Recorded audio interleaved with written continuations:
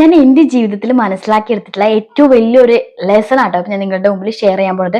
പലപ്പോഴും എൻ്റെ ജീവിതത്തിൽ നമ്മുടെ എല്ലാവരുടെ ജീവിതത്തിലും ഓരോ സിറ്റുവേഷൻസ് കടന്നു പോകില്ലേ. ഇപ്പം മേ ബി എൻ്റെ ഫ്രണ്ട്സിന് ആർക്കെങ്കിലും നല്ലൊരു അവർ പഠിച്ച് നല്ലൊരു കരിയറിൽ എത്തിയിട്ടുണ്ടെങ്കിൽ എനിക്ക് ആകാൻ പറ്റിയില്ലല്ലോ.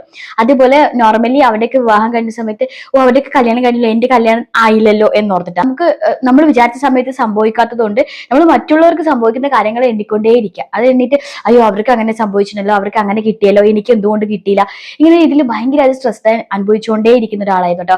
പിന്നീട് ആണ് എനിക്ക് റിയലൈസ് ആയത് എന്റെ ജീവിതത്തിൽ എന്തെങ്കിലും വേണമെങ്കിൽ അല്ലെങ്കിൽ എന്റെ ജീവിതത്തിൽ എന്തെങ്കിലും കിട്ടണമെങ്കിൽ അത് എന്റെ സമയമാകുമ്പോൾ മാത്രമേ കിട്ടുള്ളൂ.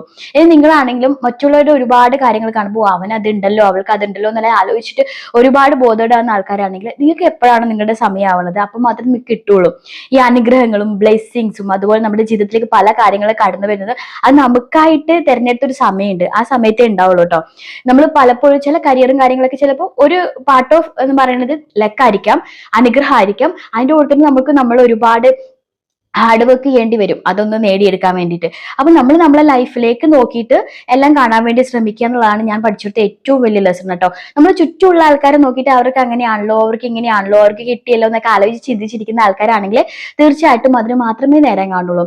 ആ നേരം എടുത്തിട്ട് നമ്മളെ ലൈഫിലേക്ക് എന്തൊക്കെ ചെയ്യാൻ പറ്റും, നമുക്ക് എങ്ങനെയൊക്കെ ഇതൊക്കെ നേടിയെടുക്കാൻ പറ്റും എന്നൊക്കെ ചിന്തിച്ച് നമ്മൾക്ക് എന്തൊക്കെ പോരായ്മകളും കുറവുകളും തിരിച്ചും മറിച്ചും ചെയ്യണം എന്ന് മനസ്സിലാക്കിയിട്ട് മുന്നോട്ട് പോവുകയാണെങ്കിൽ തീർച്ചയായിട്ടും നമുക്കത് ലഭിക്കും കേട്ടോ. ചില കാര്യങ്ങൾ ദൈവത്തിന്റെ അനുഗ്രഹമാണ്. ഈ പറഞ്ഞ പോലെ കുഞ്ഞുങ്ങളായിക്കോട്ടെ, ജോബ്, നമ്മൾ ആഗ്രഹിക്കുന്ന പോലെ ഒരു ജോബ് കിട്ടുക, അല്ലെങ്കിൽ ഒരു കല്യാണം ഇന്ന സമയത്തിന് നടക്കുക എന്നുള്ളതൊക്കെ ഒരു അനുഗ്രഹമാണ്. അത് നമുക്കായിട്ട് ദൈവം നിശ്ചയിച്ച ഒരു ടൈം ഉണ്ടാവും കേട്ടോ. ആ ടൈം നമ്മളിലേക്ക് കടന്നു വരിക തന്നെ ചെയ്യും കേട്ടോ.